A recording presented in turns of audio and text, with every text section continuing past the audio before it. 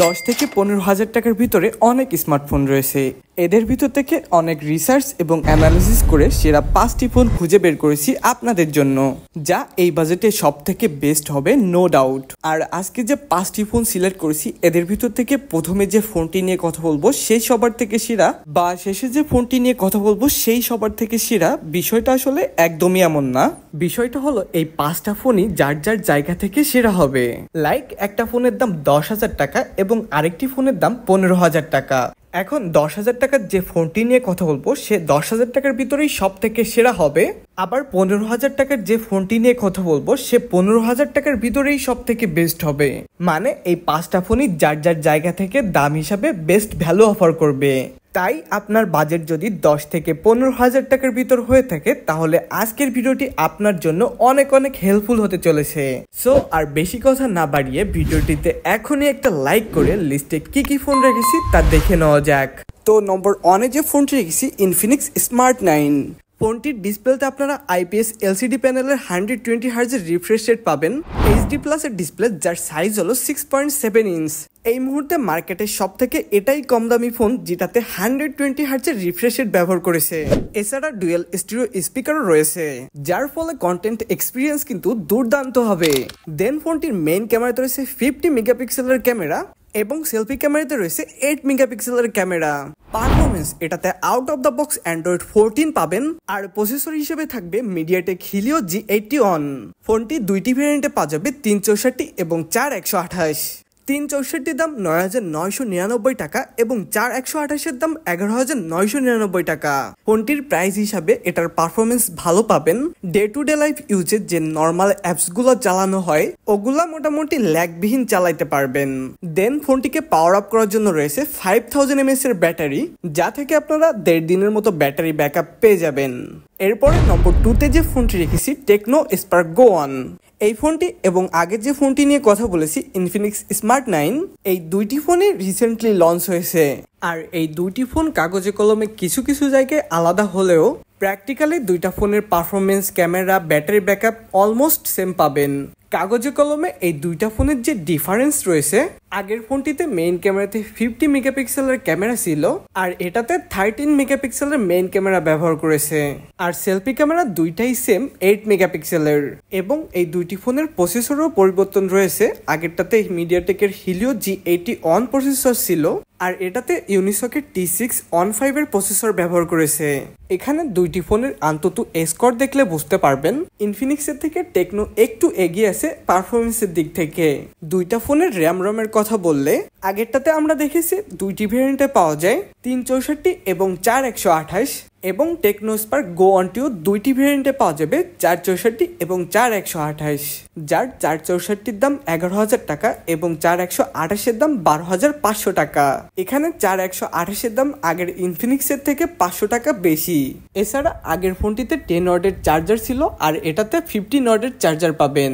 আর display আগেরটার মতো পুরো সেম থাকবে, 6.67 ইঞ্চের আইপিএস এলসিডি প্যানেলের ডিসপ্লে যার resolution HD plus, refresh rate 120 হার্জের আর এটাতেও কিন্তু ডুয়েল স্টিরিও স্পিকার রয়েছে। এখন এই দুইটা ফোনের ভিতরে যে ফোনটির ডিজাইন আপনার কাছে বেশি ভালো লাগবে সেই ফোনটি নিতে পারেন, বিকজ দুইটা ফোনের ডিজাইনে শুধু পরিবর্তন রয়েছে আর বাদ বাকি দুইটা ফোন থেকে সেম রেজাল্ট পাবেন 99%। আর সবকিছু ভেবে চিনতে 12,000 টাকার ভিতরে এই দুইটা ফোনই সব থেকে বেস্ট হবে নো ডাউট। এরপর লিস্টে নম্বর 3-তে যে ফোনটি রেখেছি রেডমি 12। ফোনটি যখন নতুন নতুন মার্কেটে আসছিল তখন এটার দাম ছিল 17,000 টাকা, বাট ফোনটি এখন বর্তমানে পাওয়া যাচ্ছে 14,000 টাকায়। আর 14,000 টাকায় ফোনটি বর্তমানে বেস্ট ভ্যালু অফার করতেছে, তাই ফোনটিকে লিস্টে রেখেছি। ফোনটির ডিসপ্লেতে রয়েছে 6.79 ইঞ্চের বেশ বড়সড় একটি ডিসপ্লে, যার রেজুলেশন ফুল এইচডি প্লাসের এবং 90 হার্জের রিফ্রেশ রেট রয়েছে। ডিসপ্লেটির সাইজ বড়সড় এবং ফুল এইচডি হবার কারণে মিডিয়া কনজিউম করে কিন্তু খুবই মজা পাবেন। এরপর ক্যামেরার দিকে আসলে এর পিছনে ট্রিপল ক্যামেরা সেটআপ রয়েছে, 50 মেগাপিক্সেলের প্রাইমারি ক্যামেরা, 8 মেগাপিক্সেলের আল্ট্রা ওয়াইড এবং 2 মেগাপিক্সেলের ম্যাক্রো সেন্সর রয়েছে। এবং ফ্রন্ট ফেসিং ক্যামেরাতে রয়েছে 8 মেগাপিক্সেলের ক্যামেরা। 15,000 টাকার ভিতরে খুব কম ফোনই আছে যেতে আল্ট্রাওয়াইড লেন্স রয়েছে, সেখানে ফোনটিতে আল্ট্রাওয়াইড লেন্স রয়েছে, এটা ফোনটির একটি বড় প্লাস পয়েন্ট। ওভারঅল এই ফোনটির ক্যামেরা নিয়ে আপনারা স্যাটিসফাই থাকবেন। দেন ফোনটির পারফরমেন্সের দিকে আসলে এটা চিপসেট হিসেবে পাবেন মিডিয়াটেক হিলিও G88, যেটা মূলত 12 ন্যানোমিটার ফ্যাব্রিকেশনে বিল্ড করা একটা চিপসেট, যার অন্তত স্কোর আসছে 2.5 লাখের মতো। ফোনটি টোটাল 4টি ভেরিয়েন্টে পাওয়া যাবে, 4128, 6128, 8128 এবং 8256, যার 6128 এর দাম 14,000 টাকা। আর এই ফোনটিকে লিস্টে রাখার অন্যতম কারণ হচ্ছে 14,000 টাকার আশেপাশে সব থেকে প্রিমিয়াম লুকের একটা স্মার্টফোন। এরপর লিস্টে নম্বর 4-এ যে ফোনটি রেখেছি Redmi Note 12। ফোনটির ডিসপ্লেতে রয়েছে 6.67 ইঞ্চের অ্যামোলেড ফুল এইচডি প্লাসের ডিসপ্লে, 120 হার্জের। 15,000 টাকার ভিতরে ব্র্যান্ড নিউ যত ফোন আছে তার ভিতরে এই ফোনটির ডিসপ্লে সব থেকে বেস্ট হবে। পারফরমেন্সও কিন্তু একদম টপ নচ লেভেলের পারফরমেন্স ডেলিভার করবে। ফোনটিতে আপনারা out of the box Android 13 এর সাথে MIUI 14 পাবেন এবং ফোনটির চিপসেট হিসেবে থাকবে স্ন্যাপড্রাগন 685, যেটা মূলত 6 ন্যানোমিটার ফ্যাব্রিকেশনে বিল্ড করা একটা চিপসেট। এই ফোনটি থেকে অন্তত স্কোর আসছে 3,22,000-এর মতো। এরপর ক্যামেরার দিকে আসলে এই ফোনটির রিয়ার প্যানেলও ট্রিপল ক্যামেরা সেটআপ রয়েছে। 50 মেগাপিক্সেলের প্রাইমারি ক্যামেরা, 8 মেগাপিক্সেলের আল্ট্রাওয়াইড এবং 2 মেগাপিক্সেলের ম্যাক্রো সেন্সর রয়েছে। ক্যামেরার লেন্সের ক্ষেত্রেও কিন্তু তারা কস্ট কাটিং করে নাই, আল্ট্রাওয়াইড লেন্সটাও দিয়ে দিয়েছে। এছাড়া 13 মেগাপিক্সেলের সেলফি ক্যামেরা রয়েছে। ওভারঅল এই ফোনটির ক্যামেরা মোটামুটি অনেক ভালো বলবো না, আবার খারাপও বলা যায় না। আর এই ফোনটিকে পাওয়ার অফ করার জন্য রয়েছে 5000 mAh এর ব্যাটারি এবং ফোনটিকে চার্জ করার জন্য রয়েছে 33 ওয়াটের ফাস্ট চার্জার। এই ফোনটি আপনারা 6GB র্যাম ভেরিয়েন্টের সাথে 64GB ইন্টারনাল স্টোরেজ মাত্র 14,500 টাকায় পেয়ে যাবেন। এখন এই ফোনটিকে লিস্টে রাখার অন্যতম কারণগুলো হচ্ছে ফোনটিতে আপনারা অ্যামোলেড ডিসপ্লে পাচ্ছেন, তাও আবার 120 হার্জের রিফ্রেশ রেটের সাথে। এরপরে স্ন্যাপড্রাগনের পাওয়ারফুল প্রসেসর পাচ্ছেন, আবার ফোনটিকে দ্রুত চার্জ করার জন্য 33 ওয়াটের ফাস্ট চার্জার পাচ্ছেন। মাত্র 14,000 টাকায় এত কিছু আর অন্য কোনো ব্র্যান্ডের ফোনে পাবেন না আপনি, তাই ফোনটিকে লিস্টে রেখেছি।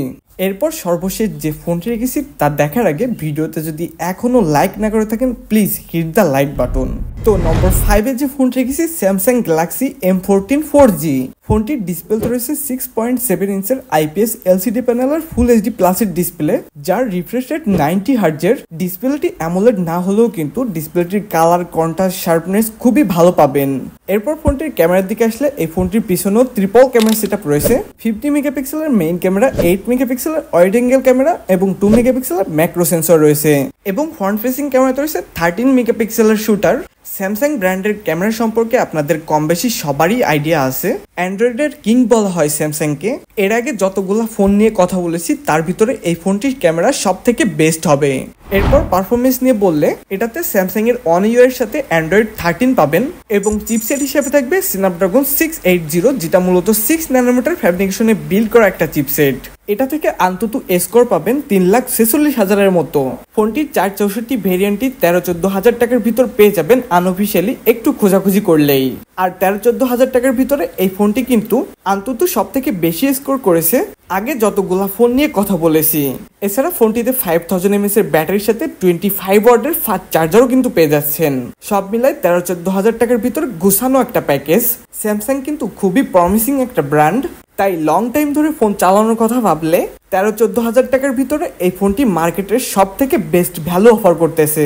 তাই আপনারা যদি আনঅফিসিয়াল 13-14 টাকার ভিতরে ফোনটি পেয়ে যান তাহলে চোখ বন্ধ করে নিতে পারেন।